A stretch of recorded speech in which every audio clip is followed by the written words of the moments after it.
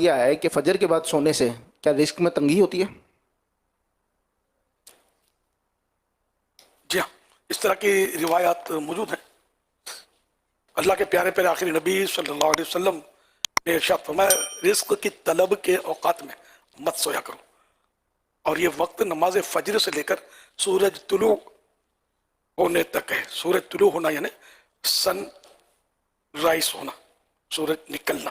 حضرت انس رضی اللہ عنہ سے اس حدیث کی وضاحت پوچھی گئی تو ارشاد فرمایا اس وقت 70 مرتبہ تسبیح یعنی سبحان اللہ، 70 بار اللہ اکبر اور 70 بار استغفار پڑھا جائے۔ 70 من 70 ٹائم، 70 ٹائم سبحان اللہ، 70 ٹائم اللہ اکبر اور 70 ٹائم استغفار، مثلا استغفر اللہ پڑھ لیا جائے، کیونکہ اس وقت رزق تقسیم کیا جاتا ہے۔ تو یہ جب فجر ہوتی ہے نا، فجر کے ٹائم میں سونا جو ہے نا یہ منع ہے۔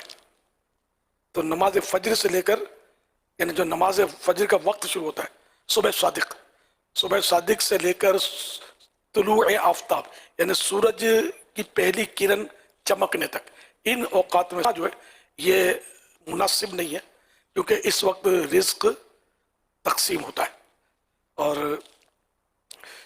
اگر کوئی سو گیا تو گناہ گار بھی نہیں ہے، گناہ نہیں ہے، ناجائز نہیں ہے، لیکن مناسب یہی ہے کہ ان اوقات میں نہ سوئے۔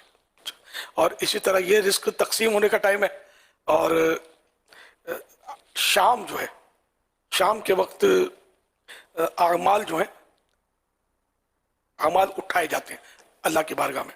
یہ خاتم المحدثین حافظ ابن حجر عسقلانی رحمۃ اللہ علیہ لکھتے ہیں کہ رزق کی تقسیم نماز فجر کے بعد کی جاتی ہے اور اعمال شام کے وقت اٹھائے جاتے ہیں۔ تو جو کوئی ان دو اوقات کو اللہ کی اطاعت میں صرف کرے اس کی روزی میں برکت ہوتی ہے اور عمل میں بھی۔ شام کو صبح صادق سے لے کر طلوع آفتاب تک رزق کی تقسیم کا ٹائم ہے، اس میں سونے سے بھی نقصان، اور شام کو مطلب یہ کہ اعمال اللہ کی بارگاہ میں اٹھائے جاتے ہیں، تو یوں اس وقت بھی اللہ پاک کی طاعت کرے، بندگی کرے، تو یوں انشاءاللہ اس میں عمل میں برکت ہوگی۔ صبح نہیں سوئے گا تو روزی میں برکت ہوگی۔ صلو علی الحبیب صلی اللہ علی محمد۔ امیر علیہ سنت سرکار نامدار صلی اللہ علیہ وسلم کی ایک دعا ترمذی نے نقل کی ہے، اے اللہ میری امت کے لیے صبح کے اوقات میں برکت عطا فرما۔ مفسر شہیر حکیم الامت مفتی احمد یار خان رحمۃ اللہ علیہ اس حدیث پاک کی شرح کرتے ہوئے فرماتے ہیں یعنی یا اللہ میری امت کے تمام ان دینی اور دنیاوی کاموں میں برکت دے جو وہ صبح سویرے کیا کریں، جیسے سفر، طلب علم، تجارت وغیرہ۔ صلو علی الحبیب صلی اللہ علی محمد۔ امیر علیہ سنت کی بارگاہ میں سوال عرض ہے کہ کیا طلوع آفتاب کے بعد سو سکتے ہیں؟